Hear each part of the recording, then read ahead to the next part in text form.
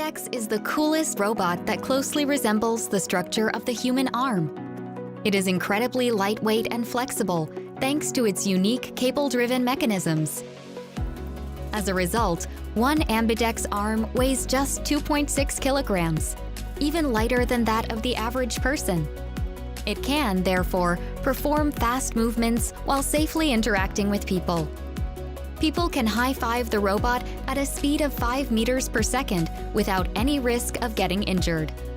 The AMBIDEX arm has 7 degrees of freedom, the same as a human arm, and can learn many complex tasks. Dicing sweet potatoes, playing ping pong, assembling furniture, and more.